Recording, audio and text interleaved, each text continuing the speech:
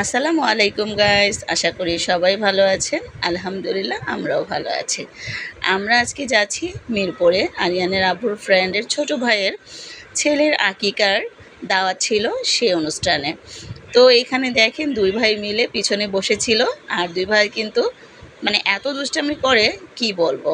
আর এই তো আরিয়ানের আব্বু সামনে বসে গাড়ি চালাচ্ছিল, আর আমিও আরিয়ানের আব্বুর সামনেই বসেছিলাম। আর আয়ান তো ঘুরে ঘুরেই সামনের দিকে আসছে, আসলে ও সামনে বসতে পছন্দ করে, তবে যেহেতু ছোট বাচ্চা সেই জন্য ওদের আমি সামনে দিতে চাই না। তো যাই হোক, এখন দুই ভাই মিলে পিছনে বসে খুব দুষ্টামি করছিল। তো আয়ান বাবা বলছিল আম্মু কোথায় যাচ্ছি, আসলে আমরা যাচ্ছিলাম বলছিলাম একটা দাওয়াতে। ও দাওয়াতের কথা শুনে খুব খুশি হয়েছে। আর বাচ্চারা কিন্তু একটু বাইরে বের হলে ওরা কিন্তু খুবই আনন্দ বোধ করে। শুধু আমার বাচ্চাই না, প্রত্যেকের বাচ্চাই আমার মনে হয় বাইরে একটু কোথাও ঘোরাঘুরি করতে নিয়ে গেলে ওদের মনটাও ফ্রেশ হয় আর ভালো লাগে। তো যাই হোক, আমার বড় ছেলেও খুব দুষ্টামি করছিল। তো আমরা এখন যাচ্ছি মিরপুর কাজীপাড়া।